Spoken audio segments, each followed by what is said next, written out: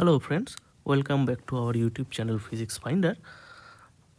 আজকে আমরা যেই 2025 মেইন এক্সামের জানুয়ারি মাসের এক্সামের শিফট 1 থেকে একটি ভেক্টরের প্রবলেম পিক করেছি, যেটাকে আমরা স্টেপ বাই স্টেপ সলভ করব। চলো দেখা যাক প্রবলেমটি কি বলেছে। প্রবলেমটি বলেছে let C B the projection vector of B. C হচ্ছে বি এর একটা projection vector on the vector A. কার উপর প্রজেকশন? ভেক্টর এ এর উপর projection. If mod of a vector plus c vector equal to 7, then the area of the parallelogram formed by the vectors b and c is dashed. অর্থাৎ বলেছে ধরো তোমার কাছে দুটি ভেক্টর আছে, একটা হচ্ছে বি ভেক্টর, এটাকে ধরো নাম দিলাম আমরা বি ভেক্টর, আর একটা ভেক্টর, এটাকে নাম দিলাম আমরা সি ভেক্টর।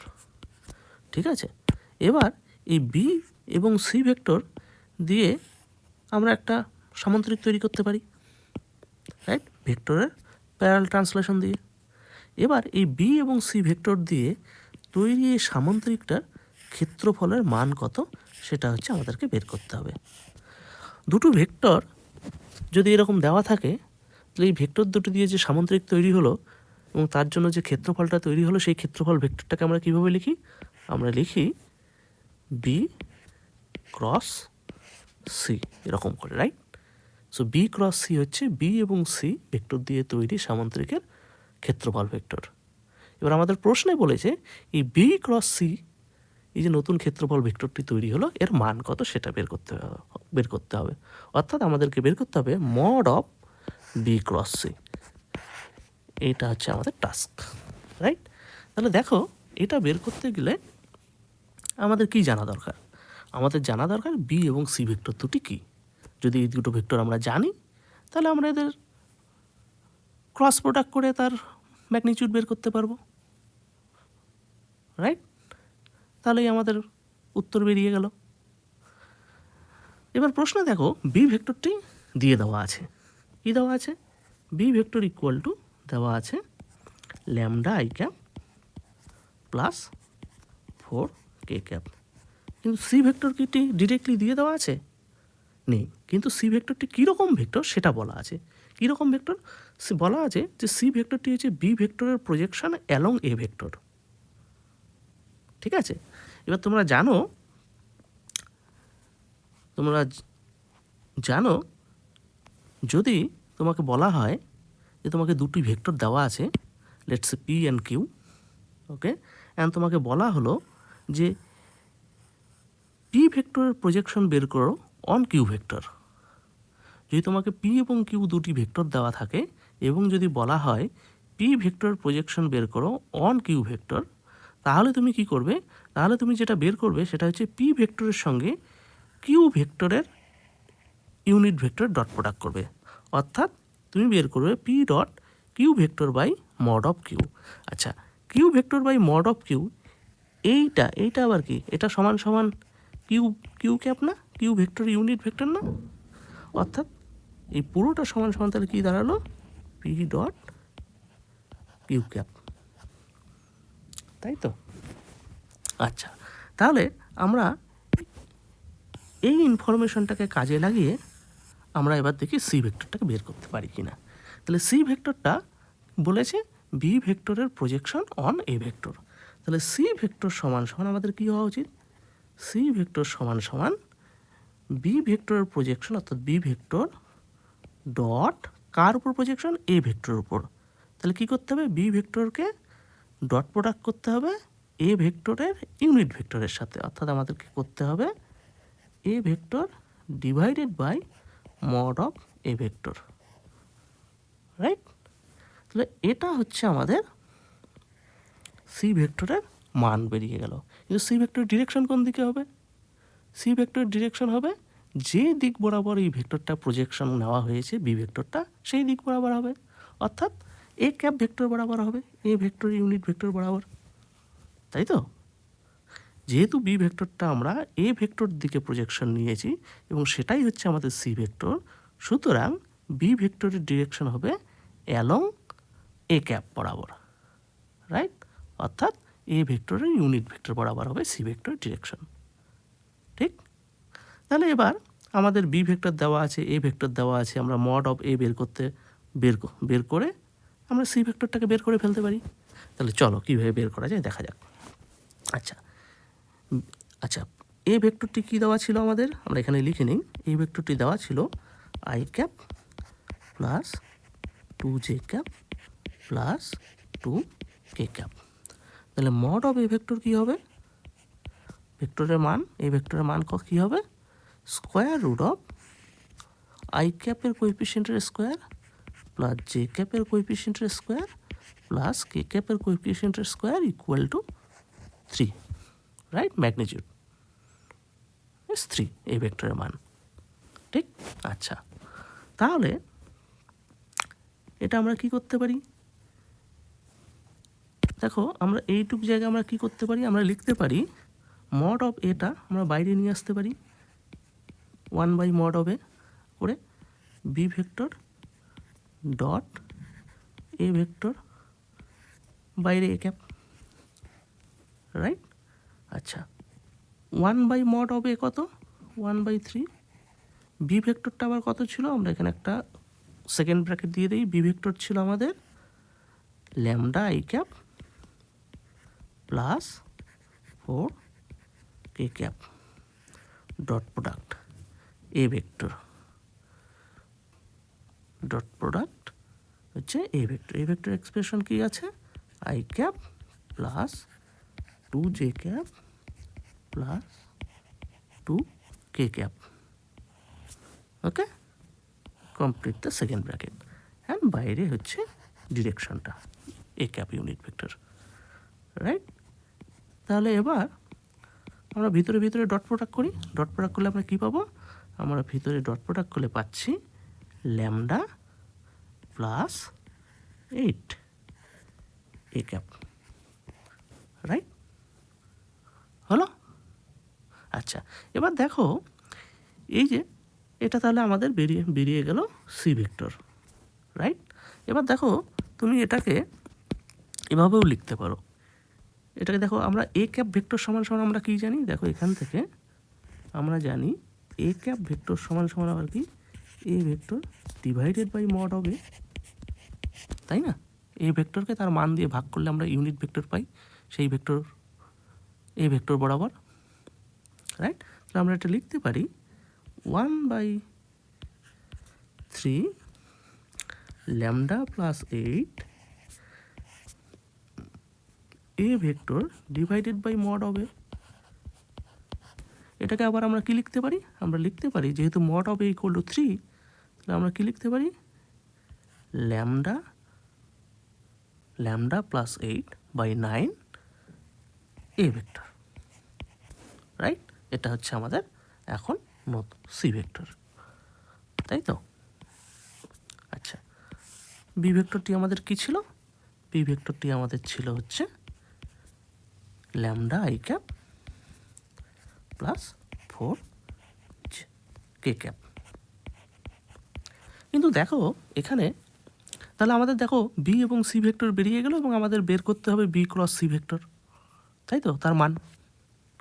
কিন্তু দেখো এখানে একটা জিনিস, এই বি এবং সি ভেক্টরের ক্ষেত্রে ল্যামডা একটা অজানা রাশি, যেটার মান আমরা জানি না। এটার মান না জানলে তো আমরা বি ক্রস সি এর মান বের করতে পারবো না। তাহলে আমাদের প্রথমে বের করে নেওয়া উচিত, বা আমাদের সুবিধা হবে, নট নেসেসারি যে আমাদের প্রথমে বের করতে হবে, অ্যালজেব্রিক সুবিধার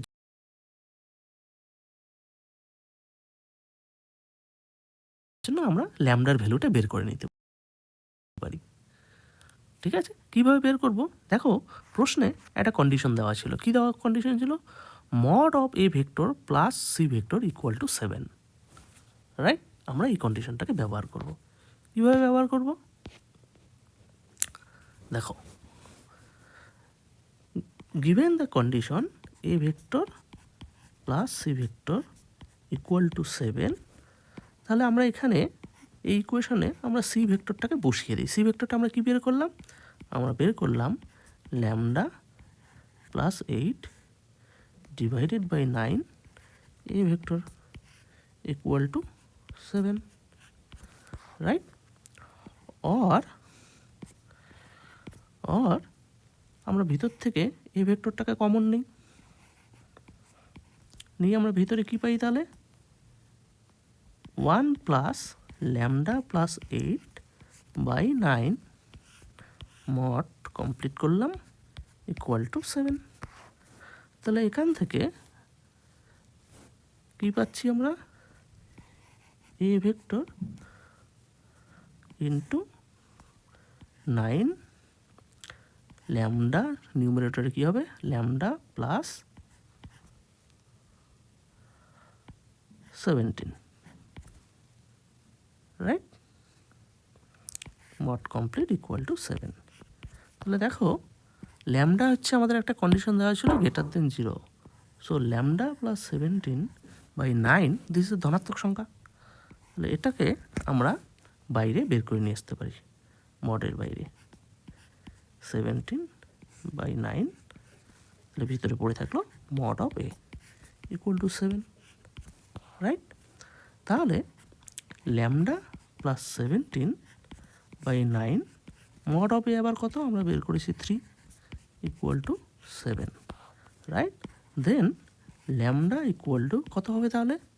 21 মাইনাস 17 ইকুয়াল টু 4। তাহলে আমরা ল্যামডার ভ্যালু আমরা পেলাম কত? 4। তাহলে যেহেতু এবার ল্যামডার ভ্যালু 4, তাহলে আমরা নতুন করে আবার রিরাইট করি বি ভেক্টর এবং C vector. B vector equal to কী হচ্ছে তাহলে? Lambda I cap plus 4k cap equal to 4i cap plus 4k cap. C vector কী হলো? সি ভেক্টরটা কী ছিল আমাদের? সি ভেক্টরটা উপরে দেখে নেই, ল্যামডা প্লাস 8/9 এ ভেক্টর। ল্যামডার ভ্যালু কত? 4, রাইট? 4 প্লাস 8 আই মিন 12/9, এটাকে আমরা কী ছিল? Lambda plus 8/9 A vector. তাহলে এখানে আমরা ল্যামডার ভ্যালু বসিয়ে দিলে কত পাবো? 4 প্লাস 8 উপরে 12, নিচে হচ্ছে 9। তাহলে এটাকে আমরা একটু সিম্পলিফাই করলে 4/3 এ ভেক্টর ইকুয়াল টু আমরা লিখতে পারি কি? 4/3 এই ভেক্টরটাকে আমরা আই ক্যাপ জে ক্যাপ কে ক্যাপে লিখে নিই। I cap plus 2j cap plus 2k cap, এটা আমাদের এই ভেক্টর দেওয়া ছিল অলরেডি, রাইট? নাও দেখো এবং বি এবং সি ভেক্টরের মধ্যে কোনো কিছুই আর আননোন প্যারামিটার নেই। তাহলে এখন খুব ইজিলি আমরা বি ক্রস সি ভেক্টর বের করতে পারি, রাইট? কীভাবে বের করবো ক্রস প্রোডাক্ট? আমরা ডিটারমিনেন্ট থেকে দিয়ে বের করতে পারি। কীভাবে করবো? I cap J cap K cap ডিটারমিনেন্টের ভিতরে। এবার হচ্ছে সেকেন্ড রোটা কী হবে? সেকেন্ড রোটা হবে বি ভেক্টরের I cap J cap K ক্যাপের কোএফিসিয়েন্ট কী হবে? 4, 0, 4। এবং থার্ড রোটা কী হবে? থার্ড রোটা হবে সি ভেক্টরের I cap J cap K ক্যাপের কোএফিসিয়েন্ট। কী আছে থার্ড রোটা? তাহলে 4/3, 8/3, 8/3, ঠিক? এটাকে আবার আমরা এভাবে লিখতে পারি, কি লিখতে পারি? দেখো আমরা সেকেন্ড রো থেকে 4 কমন নিতে পারি, আর থার্ড রো থেকে 4/3 কমন নিতে পারি, রাইট? তাহলে আমরা কী নিলাম common? 4 into 4/3 I cap J cap K cap 1, 0, 1। 4/3 common নিলে কী পড়ে থাকে? 1, 2, 2।